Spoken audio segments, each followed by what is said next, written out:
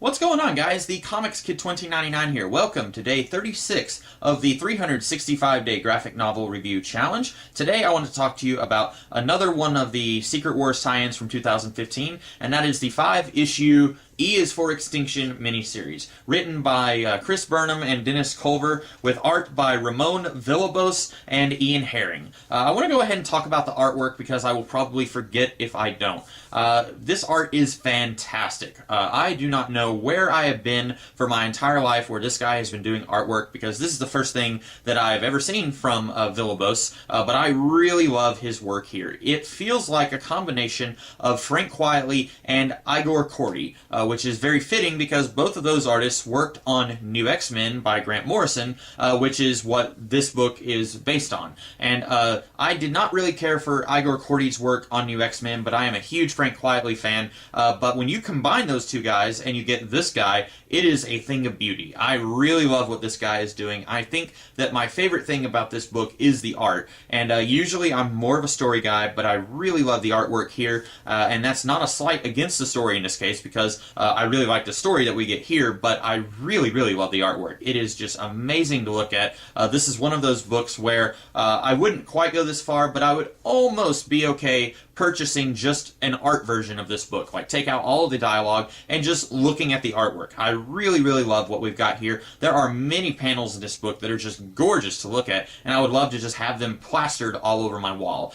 It is some amazing artwork. I really look forward to reading more stuff illustrated by Villalobos. I think that's how you pronounce the guy's name. Now, moving on to the story. Like I said, this is a tie-in to Secret Wars, and like some of the other tie-ins that I've talked about, you don't really need to read Secret Wars to read and enjoy this book. At least, in my opinion, you don't. There are a few mentions of people talking about, in Doom we pray, or something like that, or they'll say, thank Doom, something like that. So you don't really need to know Secret Wars, you just need to know that Doom is a god, and that's about all you need to know.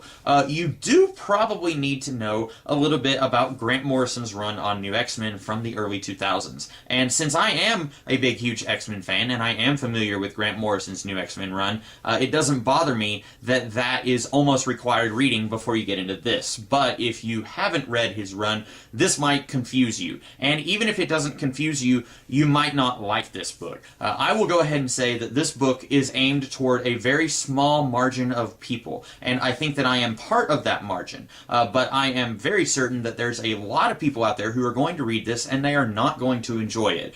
In the same way that Grant Morrison's run on New X-Men was very divisive. People either really loved it or they really hated it. There really wasn't any middle ground. And I don't think that this book is going to win over people who already didn't like Grant Morrison's New X-Men run. It's playing around with a lot of the same characters that Grant Morrison introduced. It's playing around with a lot of the same concepts. You had an evil sentient virus in Grant Morrison's run. You've got that again here. You had Evil Gene hatching from a phoenix egg after being dead for a number of years. You've got that here.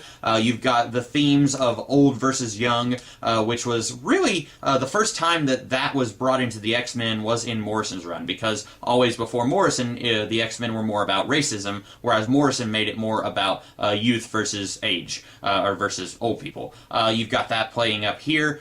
You've got the artwork, which, like I said, is very much a combination of two of the artists who worked on Morrison's run. But basically, if you don't like Morrison's run, if you don't like any of the things that he did during his run, you're not going to like this, because this feels like it takes 40 issues of Grant Morrison's New X-Men and distills it into 5 issues. So if you didn't like it over a span of 3 years, you're probably not going to like it over a span of 5 issues. Personally, I really dug it because I am a huge fan of Grant Morrison's New X-Men run.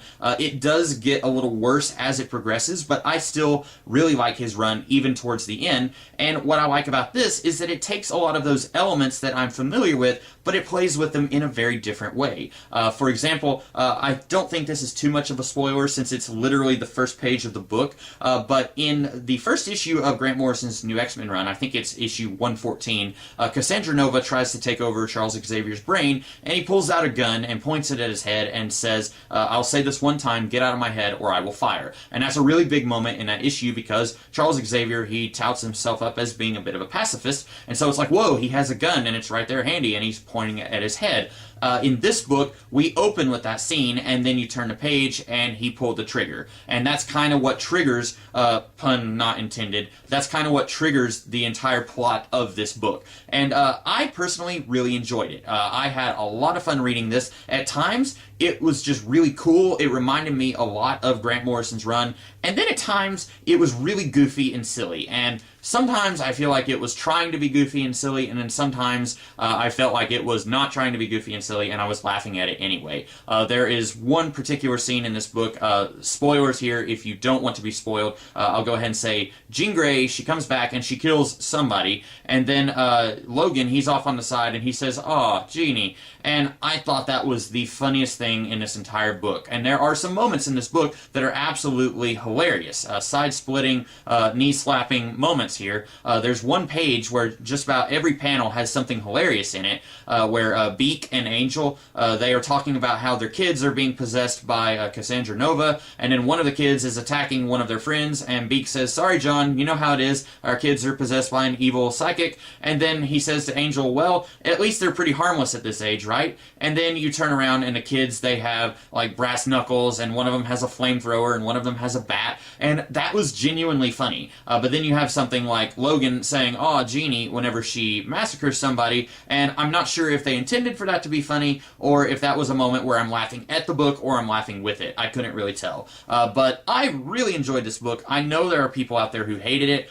in the same way that there are people out there who really hated Grant Morrison's run on the X-Men. But I was reading this, and I was thinking, if you put this creative team on an actual ongoing X-Men book, and you let them do their own thing, and you weren't making them just rinse and repeat what Grant Morrison was doing in an Elseworld type story, they could potentially be one of my favorite runs on the X-Men. And of course that hasn't happened. I don't know how interested this creative team is in working on the X-Men for an ongoing series, but I really think that if you had these guys work on an ongoing X-Men title for, let's say, as long as Grant Morrison was on New X-Men, so for about 40 or so issues, if you had them do that, then I would probably I would definitely like them more than, say, the Grant Morrison run or the Joss Whedon run. I like this book that much. There are some things about it that aren't perfect, but I do think that this is a really solid book, and if you did like the Grant Morrison run on New X-Men, then you are probably going to really dig this as an alternative to that run, if you will. But I enjoyed it. I hope that you guys liked this video. I hope that I was able to convince you to go check this book out, because so far, it is one of my favorite of the Secret Wars tie-in books. So that's all that I have to say about E is for Extinction. I hope that you guys liked this video. If you did, be sure to like, share, comment, and subscribe, and be sure to check out everything else that I will be doing throughout the rest of this year. In the meantime, you guys have a great rest of your day. Catch you later.